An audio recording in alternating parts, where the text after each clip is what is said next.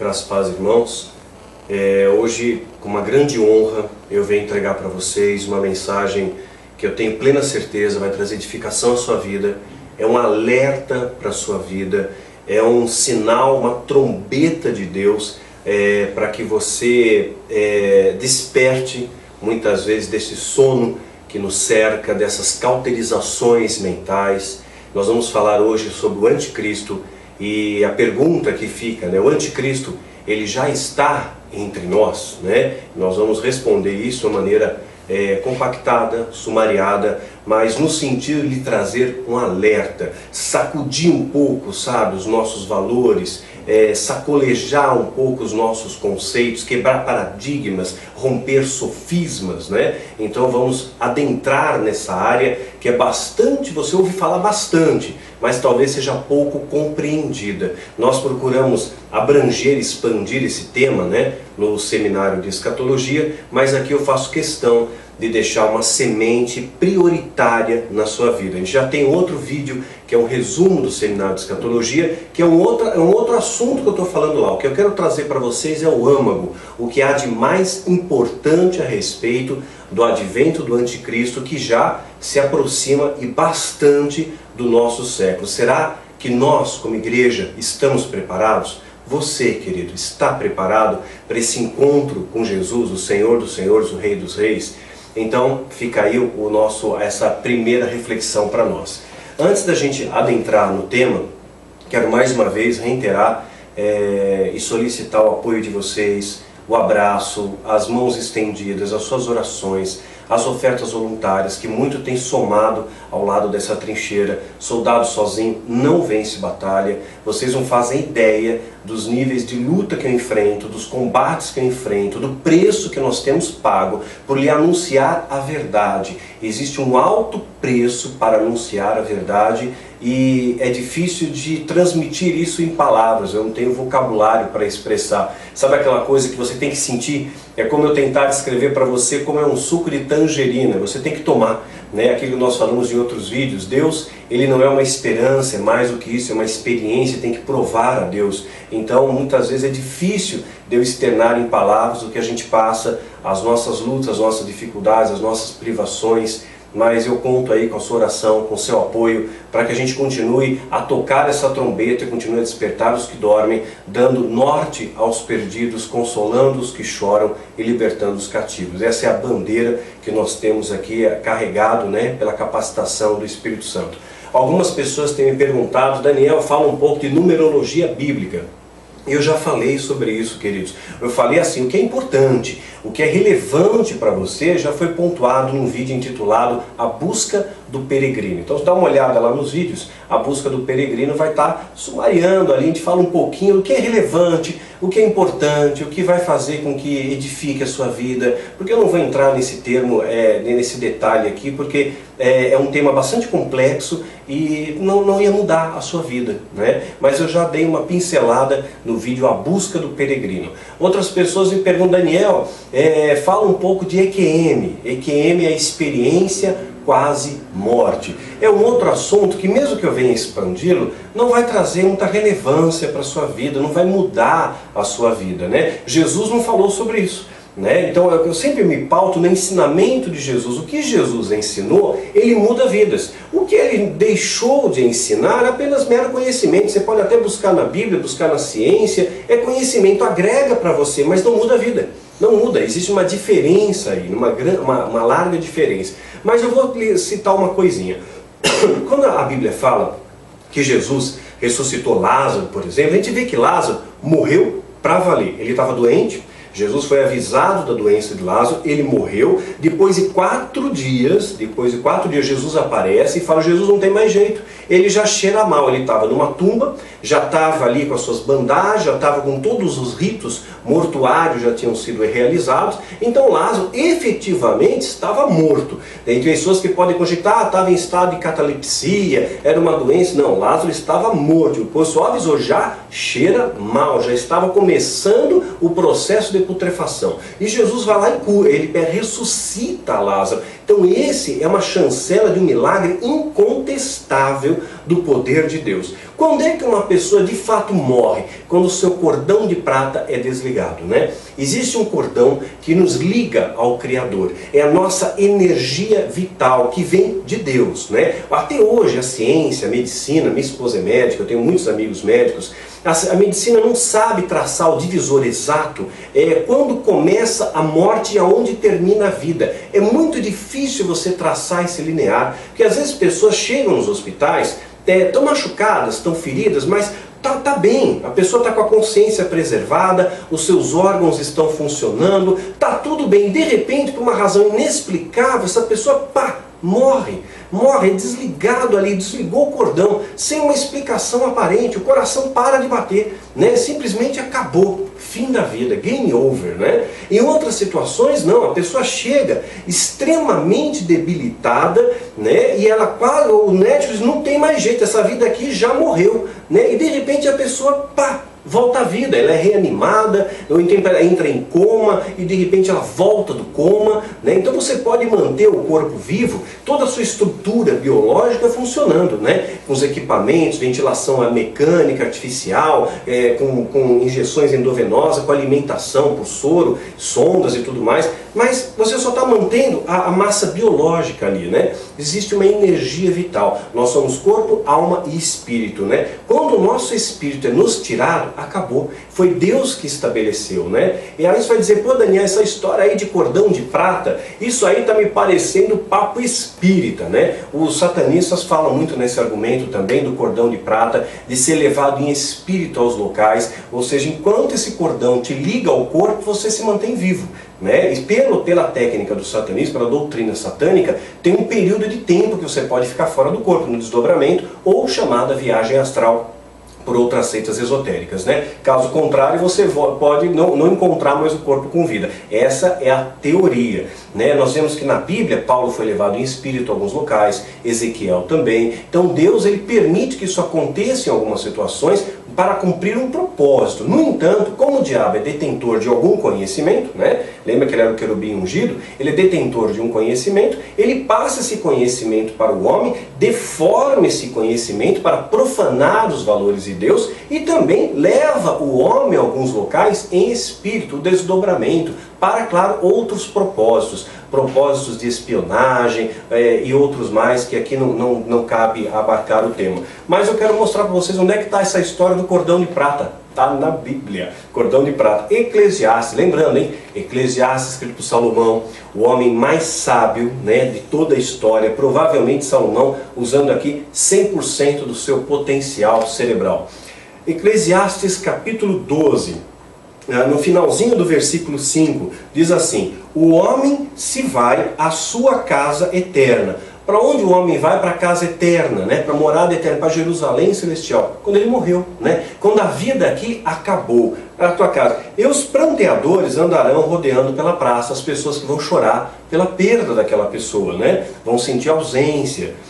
Antes que se rompa o cordão de prata. Olha aqui o cordão de prata. Antes que se rompa o cordão de prata. Então está ligado ao romper esse cordão de prata com a morte, né? Com a morte efetivamente, com a morte real. Deus desligou. Antes que se rompa o cordão de prata e quebre o copo de ouro e se despedace o cântaro junto à fonte e se quebre a roda junto ao poço e o pó volte à terra, né? Ou seja, acabou a sua vida. E o pó volte à terra como era. E o espírito volte a Deus que o deu. Então o espírito vai para Deus quando esse cordão de prata é criado. É claro que aqui Salomão, ele coloca esse conhecimento emoldurado de metáforas, de alegorias, mas isso tem uma profundidade enorme. Salomão é um cara sábio, ele deixou uma pista. Então existe sim essa questão do cordão de prata, não é o papo espírita não, está ancorado na Bíblia, está ancorado na palavra de Deus, né?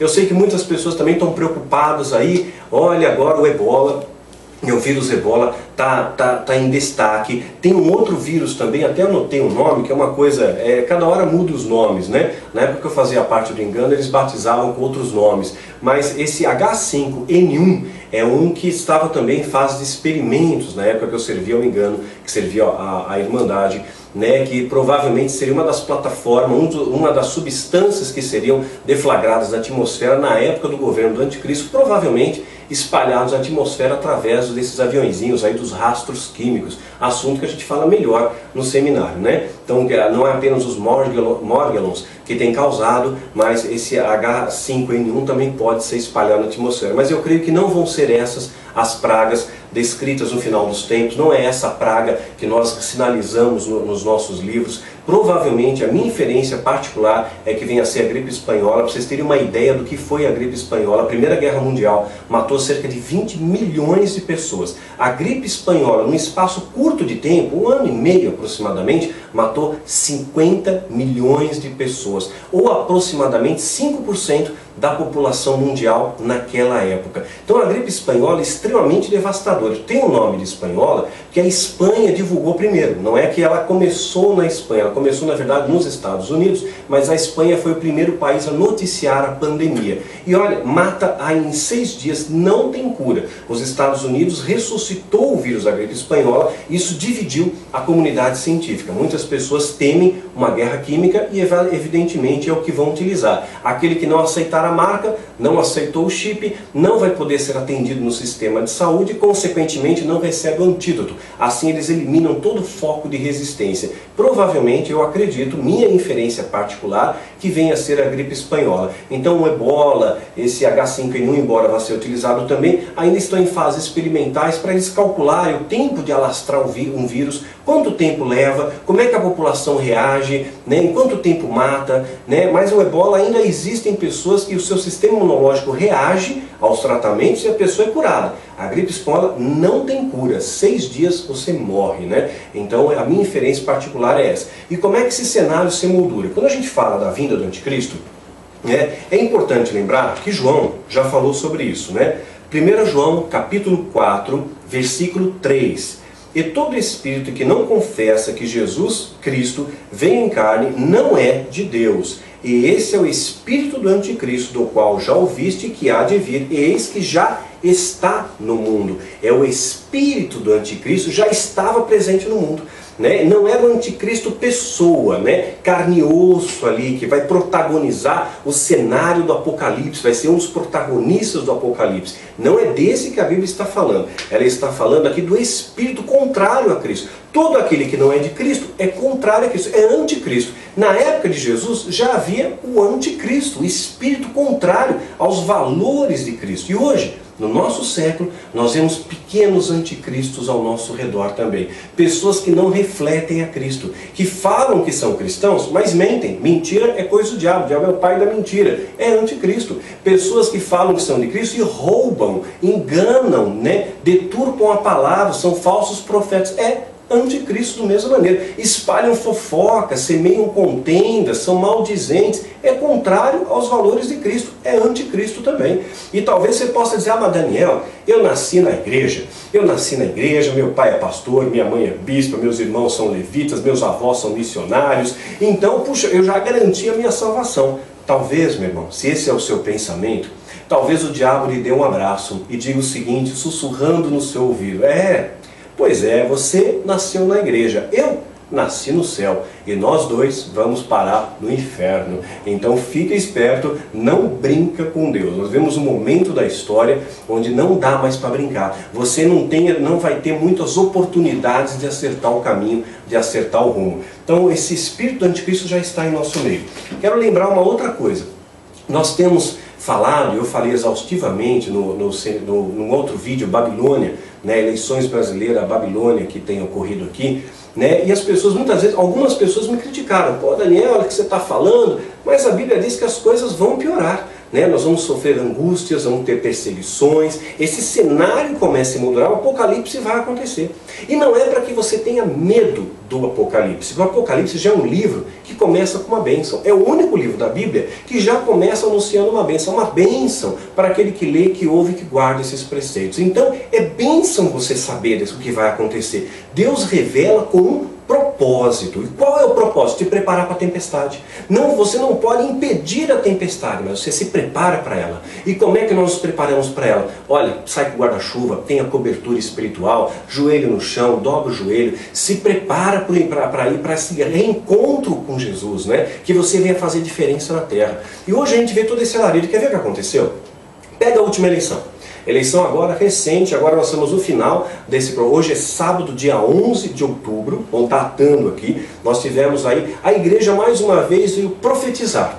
Profetizaram que a Marina seria presidente da República, não é? Profetizaram, falaram isso em congressos, falaram isso nos altares, profetizaram, profetas, né? Falaram e determinaram que ela seria presidente, que agora o Brasil ia ter uma mulher, e profecias, pessoas tendo espasmos nos altares, e falando que agora Deus está escolhendo uma mulher, a minha filha vai estar aqui, papapá. O que aconteceu? Não aconteceu. Logo, meu irmão, seja um bom observador. Isso é vaidade de coração, isso é doutrina humana, estão te enganando. Você está correndo atrás do vento, querido. Para disso, vamos olhar para Jesus, as coisas vão piorar mesmo. E agora quem sobrou? A Dilma e o Aécio. A Dilma eu não preciso falar muito dela. Eu acho que você já sabe, né? Os envolvimentos dela. O Aécio está até o pescoço envolvido com maçonaria. Ou seja, eles ganharam, né?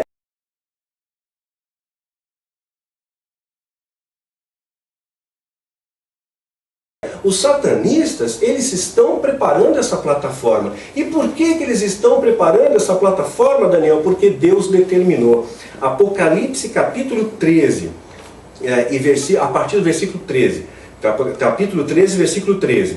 E fez grandes sinais, de maneira que até fogo fez descer do céu na terra, à vista dos homens. E engana os que habitam na terra com sinais que lhe foi permitido que fizesse.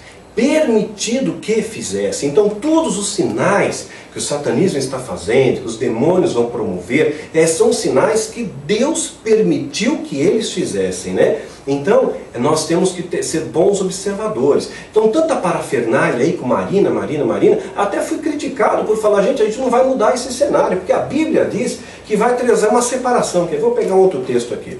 Vamos lá, direto a ele, ó. Mateus capítulo 13, versículo 40. E assim como o joio é colhido e queimado no fogo, o joio é aquele que cresce junto com a gente. Nós somos o trigo, mas tem contaminação em nosso meio, né? Não precisa ser necessariamente o satanista, mas o falso profeta, aquele que é anticristo, que é contrário aos valores de Cristo.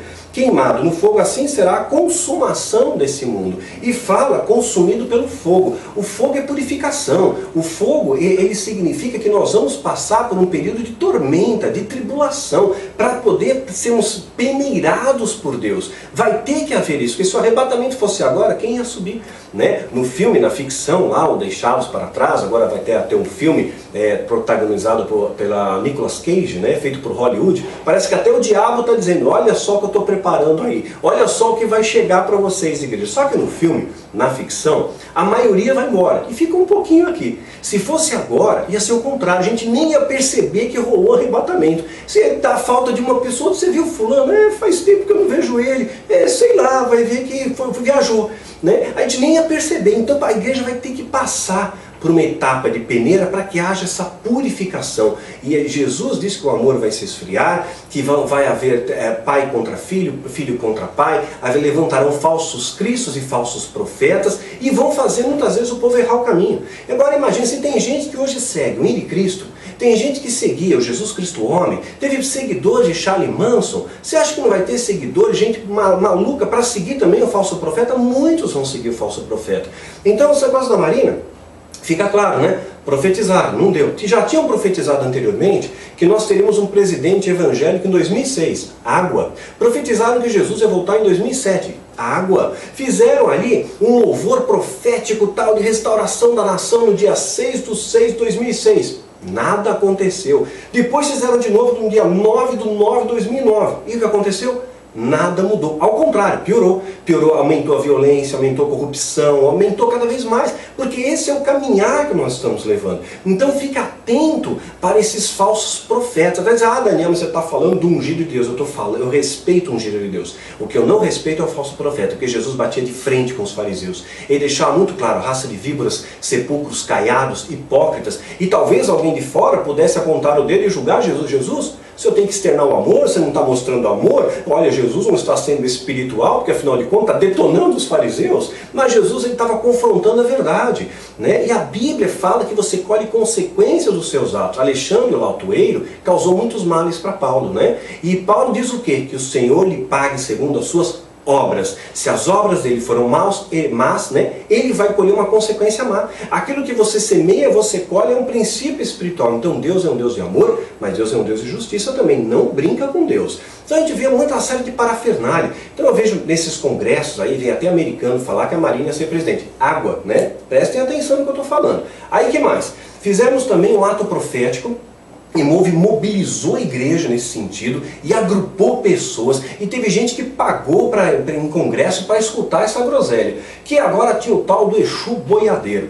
O Exu Boiadeiro. Não está na Bíblia esse nome, né? Criaram o nome Exu Boiadeiro. E esse Exu Boiadeiro, ele atuava em 3 pás, ele tinha um tripé de ação, né? Que era Dallas, né? O maior local de rodeio do mundo, né? Barretos, o segundo maior local de rodeio do peão do mundo, e Madrid. E aí fizeram atos proféticos e declararam, e blá blá blá blá blá blá blá, para acabar com a festa do peão. Acabou? Não acabou. Logo, em vão, falaram os profetas, não é isso? Seja um bom observador, querido, né? O falso profeta, ele sempre vai falar o que você quer ouvir. O verdadeiro homem de Deus, ele não é bem-vindo. É o cara que estraga a festa, como eu já disse uma vez, uma pessoa que eu admiro, o Paul Washer. O profeta de Deus é o cara que estraga a festa. A gente vai ver isso aí na Bíblia também.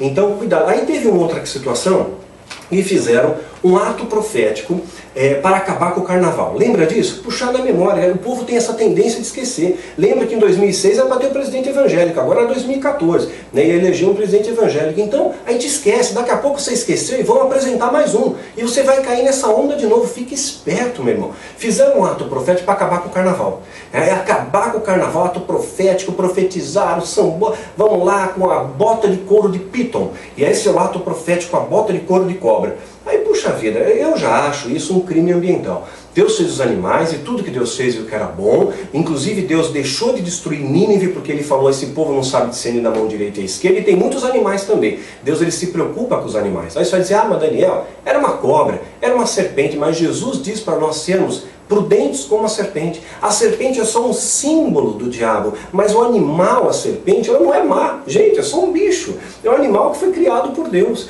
né? Então Jesus até coloca, seja como a serpente, seja prudente. Se fosse assim, o leão seria mau. Jesus não é o leão da tribo de Judá, não é isso? Então o leão é bom, mas a Bíblia diz que o Satanás é como o leão. Então logo o leão é do capeta. Gente, não vamos distorcer a coisa. São apenas simbolismos que Deus está utilizando, como o bode. O bode é usado na magia negra. Então agora o bode é do mal, vai lá e acaba com o bode. Gente, acabou o bode, não tem cabra, não tem cabrito, né? Então para que fazer isso? Então é uma agressão à natureza. Eu acho isso um absurdo, você matar um animal para usar a pele dele. Eu acho isso uma vergonha, um crime ambiental, contrário aos princípios de Deus. Sou radicalmente contra isso. Isso é pior que o animal, porque o animal, quando ele mata para comer. Ele não mata para fazer um vestido com a pele, ele não mata para fazer uma bota, né, ou uma bolsa de couro de jacaré. Acho isso uma vergonha mesmo. Então, e o que aconteceu? O carnaval continua, e cada vez maior.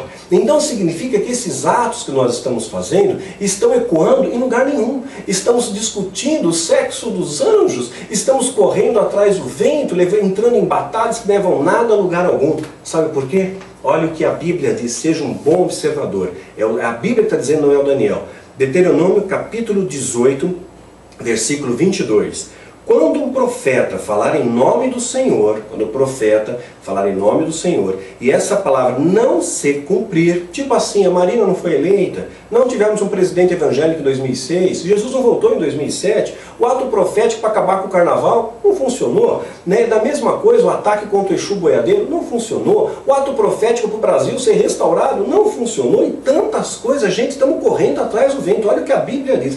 Quando o profeta falar em nome do Senhor e essa palavra não não se cumprir, nem suceder assim, esta palavra que o Senhor não falou, Deus não disse isso, não falou, com soberba falou aquele profeta, não tenhais temor dele, com soberba, por vaidade, né? Porque muitas vezes o profeta, o falso profeta, ele vai falar para você aquilo que você quer ouvir, ele vai chegar para você e vai te adular. Quer ver um outro exemplo? Vou pegar aqui mais um exemplo na Bíblia, Jeremias, olha só, profeta Jeremias, capítulo 14, versículo 13.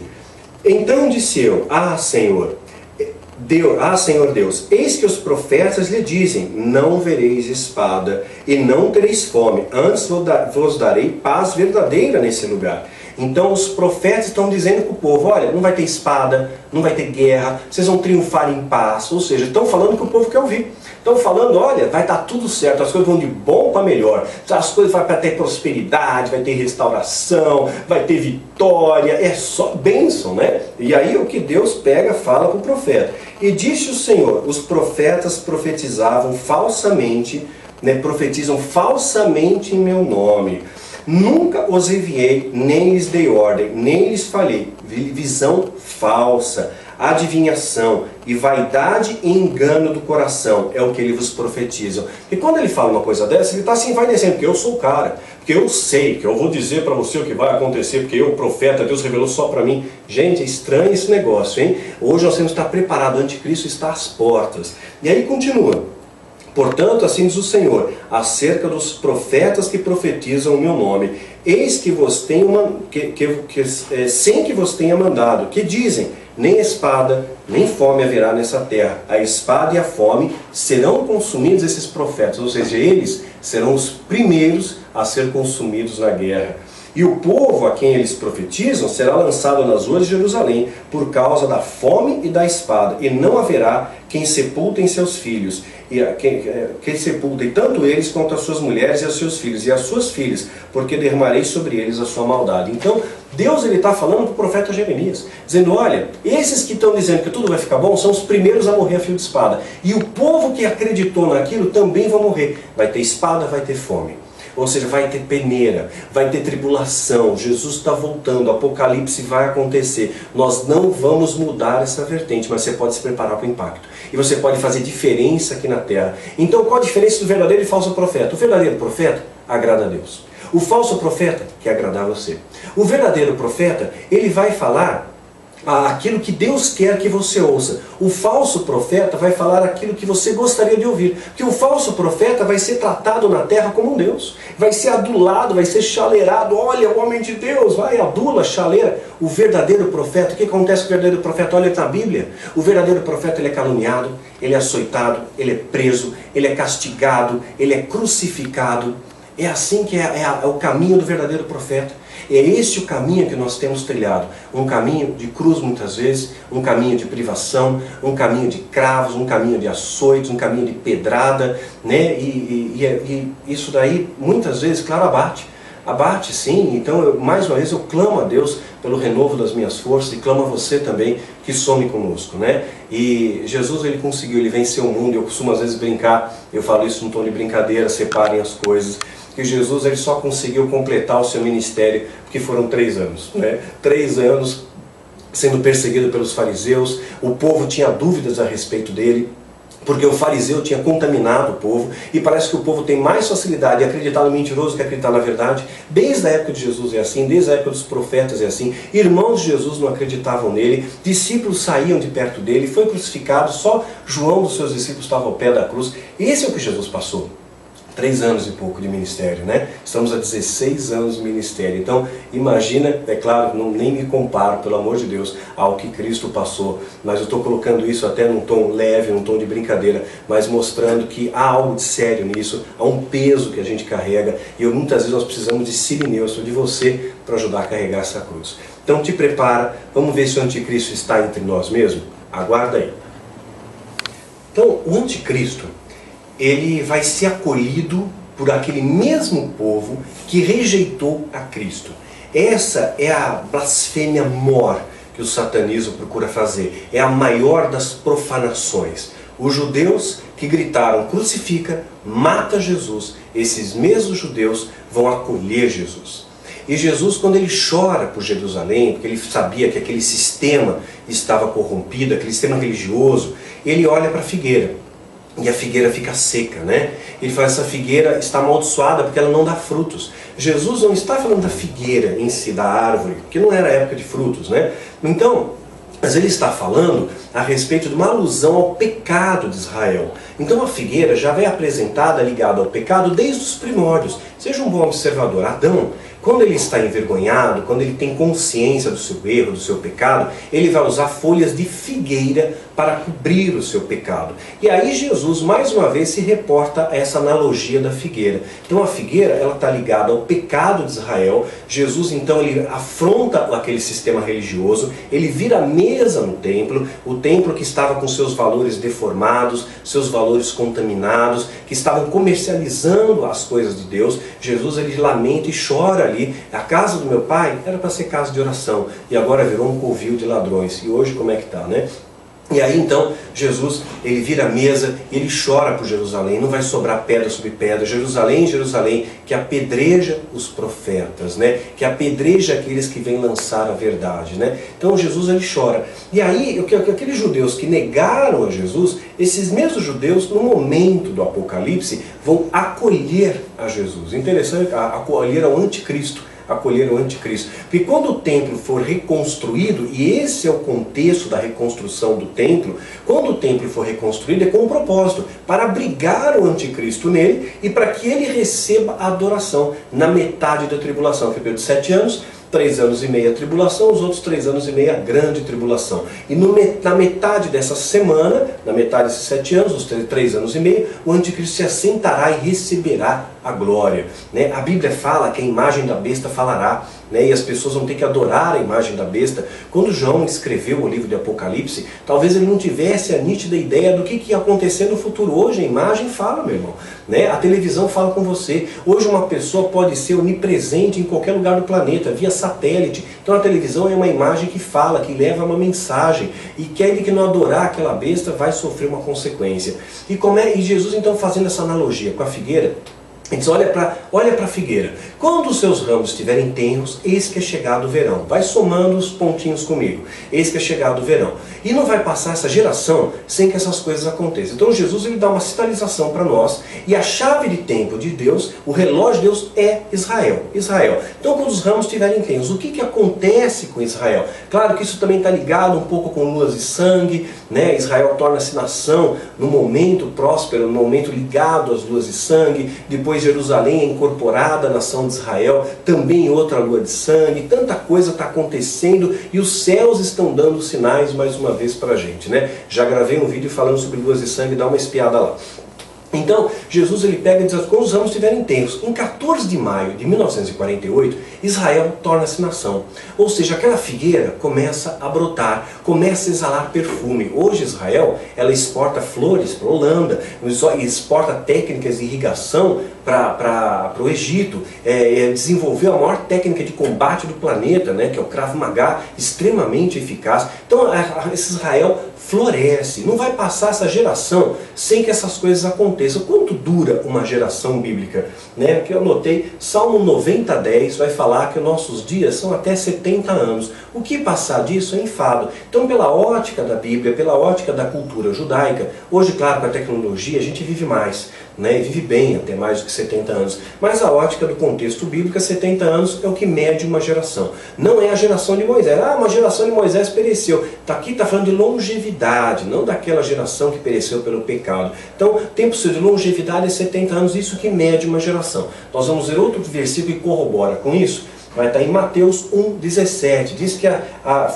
de Abraão até Davi foram 14 gerações. Isso aí compreende um período de aproximadamente 1000 anos. Então nós vamos ter 71 anos aí de geração, arredondamento 70 anos. Então Israel, ela floresce em 14 de maio de 48, mais 70 anos, chegamos em 2018. 2018, marca essa data, ponto aí no seu calendário, 2018. Tem um cometa vindo em direção à Terra. E a previsão de impacto é fevereiro de 2018. É claro que é uma conjectura, é uma inferência, não há uma afirmação absoluta. Eles observam se não mudar de rota, porque ele pode alterar essa rota, campos gravitacionais de outros planetas, sistemas estelares, estrelas, ele pode mudar essa rota, pode entrar em outros, pode ser sugado pelo campo gravitacional e desviar da rota. Mas se não desviar, ele continua vindo em direção à Terra. É ali onde a teoria da conspiração diz que o Google vetou uma parte do céu, provavelmente ali mostra o cometa. Para o povo não ficar apavorado, põe um vento ali, põe ali uma tarja preta, né? Então uma conjectura aí. Então marcou 2018. Né? O satanismo se pauta muito na numerologia cabalística, né? Da onde vem esse anticristo? Lembra da nota americana de $1? Está escrito embaixo em latim, Novus Ordo Seclorio, e o símbolo é uma pirâmide, está ligado aos Illuminatis, está ligado a um símbolo de poder, que é os Illuminati, é o braço direito do satanismo. Então, essa nova ordem mundial, ela começaria pelos Estados Unidos.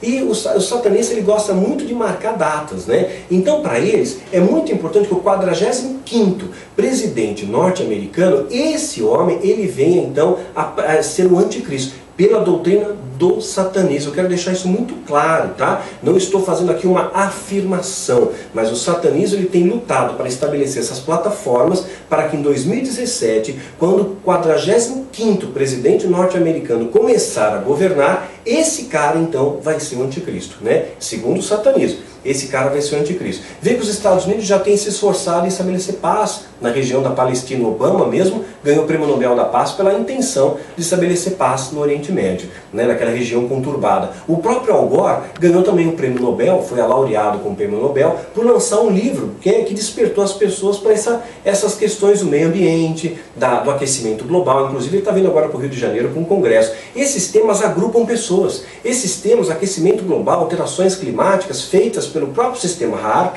que a gente já fala melhor nos seminários. Então você cria o caos, depois coloca alguém para tentar colocar ordem no caos. E essa pessoa vai ser muito bem vista. Vai olhar, puxa, esse é o cara. Ele está trazendo solução para os nossos problemas. Ele está trazendo paz na Palestina. Trouxe paz? Puxa, que bom. Os judeus vão gostar desse cara. Olha, ele resolveu o problema do aquecimento global. O mundo todo vai começar a gostar desse cara. Esse cara vai começar a ser uma pessoa importante. Vai ter um poder de persuasão, de argumentação muito grande. O próprio Satanás vai drenar o poder sobre ele. Então o anticristo, segundo o satanismo, começaria a governar em 2017.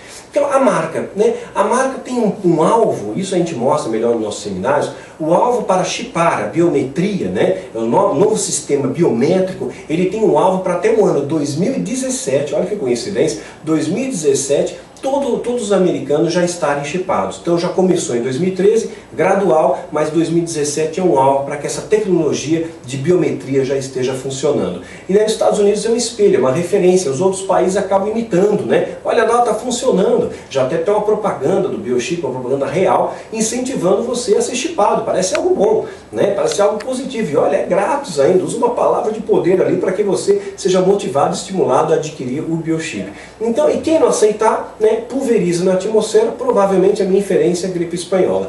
Então, só que o anticristo, ele vai precisar ter um falso profeta para ajudar ele. Vai ter que ter um líder religioso importante para ajudá-lo, né? E que aonde é que vai entrar essa liderança?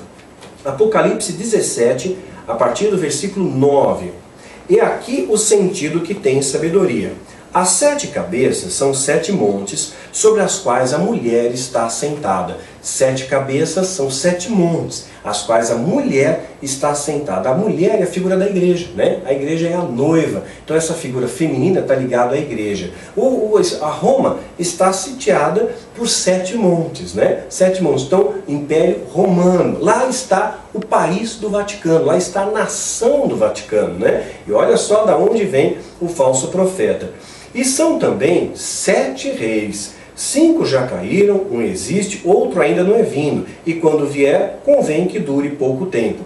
é a besta, que era e que não é, e que é também o oitavo, e é do 7 e vai à perdição. Aqui existem duas interpretações escatológicas, a gente expõe as duas no seminário de escatologia, aqui eu vou me expor apenas uma delas. Aqui diz que o oitavo é aquele que vai à perdição.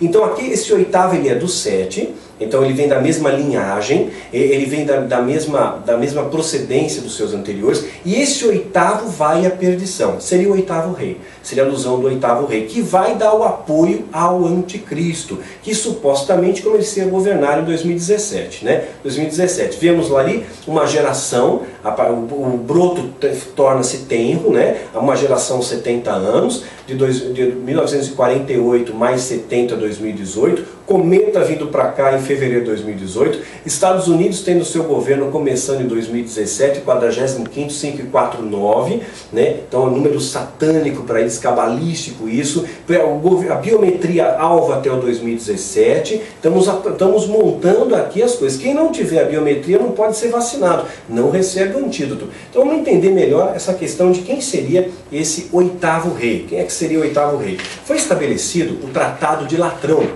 Esse Tratado de Latrão, ele foi proposto pela primeira vez para um Papa Pio IX.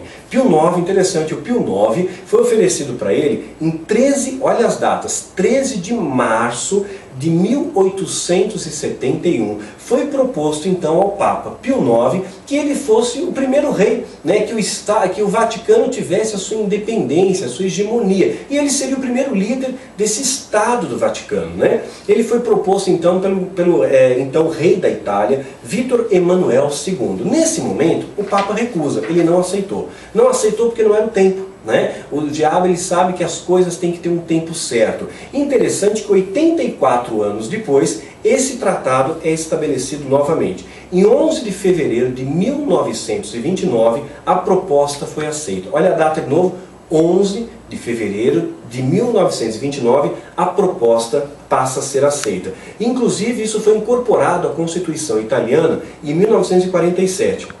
O dia da renúncia do Bento XVI, marcaram no seu calendário? Quando é que Bento XVI ele fez a renúncia?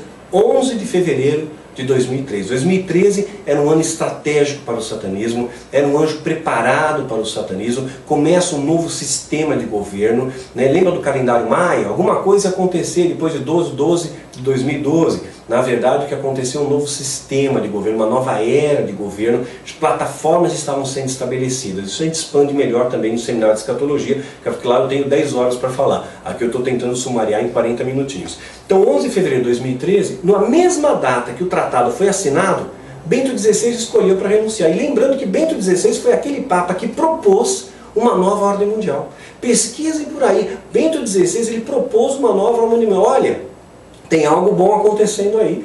Olha, a gente não precisa, para resolver a crise econômica, nós precisamos de uma nova ordem mundial, precisamos de um líder mundial. Então esse Papa já começa a incentivar essa liderança, já lançou uma semente aí. E ele escolhe o dia da renúncia na mesma data do início do tratado. Isso é cabalisticamente bem planejado. Não foi uma alegoria. Ele poderia ter renunciado no dia 10, no dia 12, não, foi no dia 11. E nesse mesmo dia o que aconteceu? Pá! Cai um raio na Basílica de São Pedro.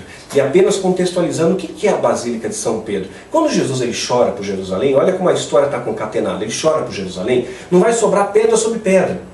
O que acontece? Anos 70, né, Jerusalém está sendo sitiada, Vespasiano está no controle das tropas. Vespasiano é nomeado para ser o nono imperador romano. Deixa o seu filho Tito no controle das tropas. Jerusalém é atacada, né, destruída, e o templo é saqueado. Com o saque dos tesouros do templo, isso é narrado pelo Flávio Josefo, usaram para a construção do Coliseu, quer dizer colossal, é um microcosmo da sociedade romana. E aí o Coliseu tinha arena, né? A arena vem de areia, jogava areia no chão para não escorregar em tanto sangue ali. Muitos cristãos foram lançados nas arenas.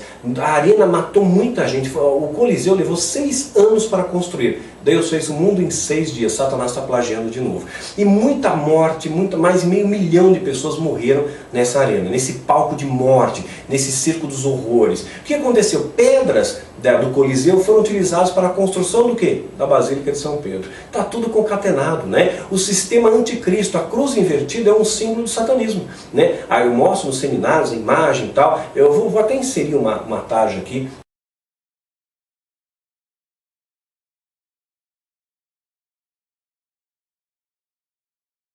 Né? É um símbolo do satanismo, né? Uma cruz invertida, né? Tem um pentagrama e um símbolo do satanismo, uma cruz invertida.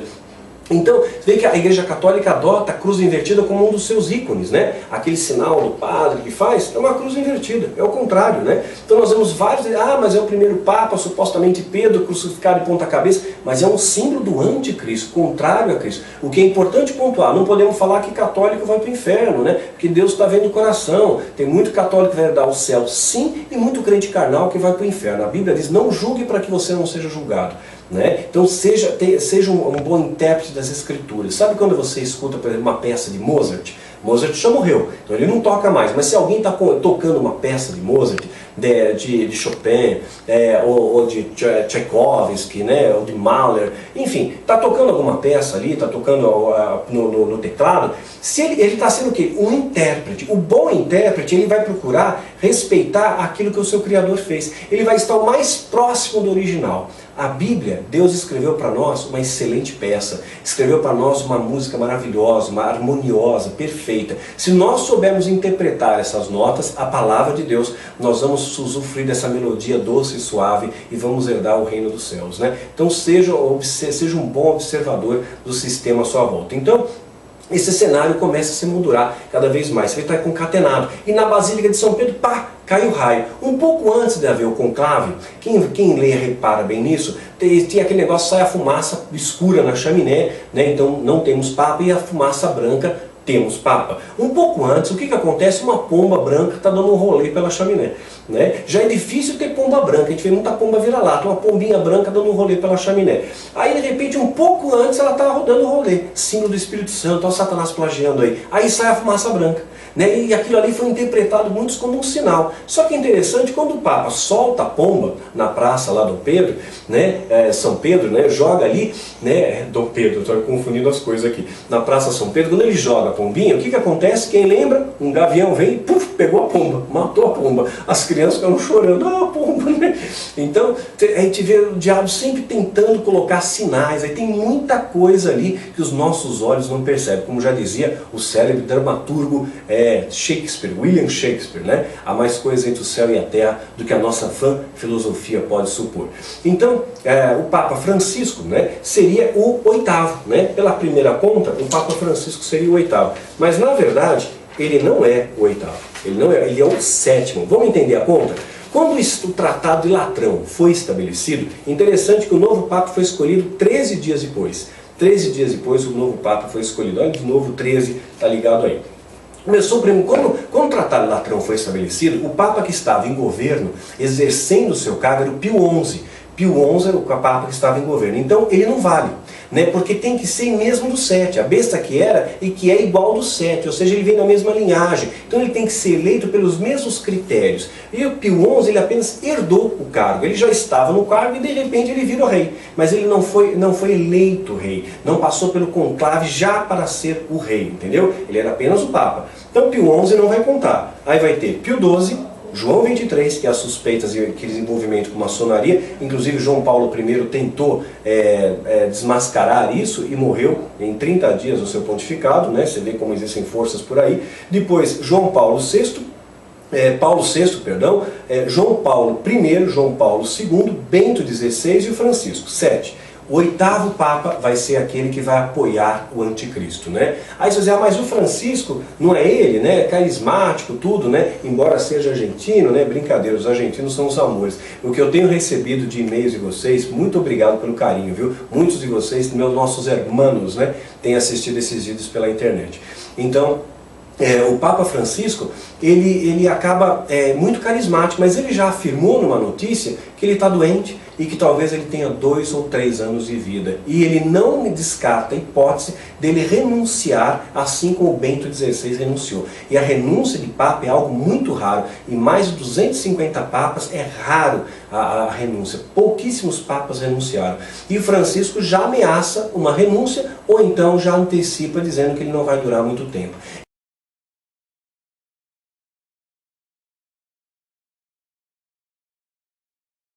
Então o próximo Papa, pelo calendário do satanismo, vai ser representado pelo 8º rei, a besta que vai levar à perdição, e em 2017 o anticristo começaria a governar, segundo o calendário do satanismo. E aí ele vai ter o apoio da igreja, né? Porque hoje os principais líderes mundiais buscam sempre o apoio do Papa, que é uma expressão religiosa muito forte. A Igreja Católica teve poder de Estado durante séculos, na Inquisição, nas Cruzadas, tinha poder de prender, sem matar, de prender, sentenciar e matar qualquer pessoa acusada de heresia, né? E hoje ela ainda tem um certo poder político, embora tenha perdido, mas hoje os líderes ainda procuram ter a bênção papal, porque sabe que é importante o apoio da igreja, muito importante o apoio da igreja. Então esse cenário começa a se moldurar cada vez mais diante de nós. Então fica aqui o alerta para você e para mim. Agora eu faço questão de colocar os óculos para ler direitinho. Olha o que a Bíblia diz em 1 Tessalonicenses, capítulo 5, a partir do versículo 3. Pois que quando disserem a paz e segurança, então lhes sobrevirá repentina destruição. Então se alguém disser para você, vai haver paz, vai haver restauração, agora está tudo bem, agora fazer o ato profético, agora é a hora da restauração, verá repentina destruição. Esse é um dos sinais do final dos tempos, né? E aí Paulo continua no versículo 4. Mas vós, irmãos, já não estáis em trevas, não estáis para que naquele dia vos surpreenda como ladrão. Então você é da luz, não seja surpreendido com a volta de Jesus, tudo o que vai acontecer. Porque vós sois filhos da luz e filhos do dia, não somos da noite, nem das trevas. Não durmamos, pois, como os demais, ou seja, acorda, desperta você para essa realidade, está à nossa volta. Todos os sinais que Jesus disse estão aí à nossa volta, né? Mas vigiemos e sejamos sóbrios, para que os que dormem, dormem de noite, e os que se embebedam de noite. Mas nós somos do dia, e sejamos sóbrios, vestidos com a couraça da fé e do amor. Fé e amor, né? Não está falando prosperidade, poder, conquista, fé e amor, tudo deriva disso. E tendo por capacete da esperança da salvação, porque Deus não nos destinou para a ira, mas para a aquisição da salvação por nosso Senhor Jesus Cristo. Então Jesus não destinou nem a você nem a mim para o dia da ira do Senhor. Quando Jesus ele lê o texto ali na sinagoga, e ele começa a ser perseguido a partir dali, ele lê o texto do profeta Isaías, ele vai ler até o dia do Senhor, né? Para anunciar o ano aceitável do Senhor. Ele lê só até aí. Agora o dia da ira é a segunda volta de Jesus. Jesus não nos destinou para a ira, para a grande tribulação, para os dias de dores, né? Para o dia da ira do Senhor, descrito em Sofonias, em Joel, em Mateus. Esse dia da ira é a grande tribulação. Que você, meu irmão, venha fazer parte desse celeiro de Deus, celeiro de trigo que Jesus vem nos buscar. Vai haver uma purificação. O cenário está se moldurando. Se vai ser em 2017, eu não sei, né? É só uma conjectura com base na doutrina satânica. Mas isso não deve nortear a sua vida como não norteia a minha, que norteia a palavra de Deus. Eu estou preparado para a volta de Jesus se Ele vier hoje. Se Ele vier agora. Senhor, eis-me aqui. Combati o bom combate, acabei a carreira, guardei a fé. Que essas possam ser minhas primeiras palavras ao encontrar com o Rei dos Reis, com o Senhor dos Senhores. Eu peço graça e sabedoria para continuar caminhando na estrada e das veredas da justiça do Senhor. Então você tem que estar preparado para que esse dia não te surpreenda como ladrão, que você não fique correndo atrás do vento, correndo atrás de profecias vazias, que você corra atrás do amor, da fé, da esperança. Esse é o tripé verdadeiro. Não é o tripé do Exu boiadeiro que te mantém em pé, é o tripé do amor, da fé e da esperança. Esse tripé te mantém firme, porque isso faz com que você caminhe na terra como cidadão dos céus. Então esteja preparado, nós não sabemos quando vai ser. A Bíblia diz que o Filho não sabe, Jesus não sabe. A Bíblia diz que os anjos não sabem, só o Pai sabe. Se alguém disser que sabe, essa pessoa está mentindo. Então nós podemos no máximo olhar os sinais à nossa volta. E você pode olhar as nuvens negras se formando, pode olhar os relâmpagos cortando os céus, pode ouvir o som dos trovões, e você sabe que uma tempestade está chegando. E esses sinais já se molduram à nossa volta. Então nós sabemos que esse tempo está chegando, como nunca teve. Sabia que da década de 50 para cá, aumentou em 40% os cataclismos mundiais? Jesus disse que ia aumentar maremotos, terremotos, tudo mais. Sempre teve, mas a década de 50 para cá, quando a Israel floresce, 40% aumentou os cataclismos mundiais. Aumentou tsunami, furacão, terremoto no Haiti, terremoto no Japão, erupção vulcânica, tsunami na Malásia. Essas coisas são sinais que Jesus está nos dando. Ele está voltando. E a pergunta que eu deixo para você, querido, para a sua reflexão: você está preparado? Você de fato está sendo um intérprete verdadeiro das Escrituras na Terra?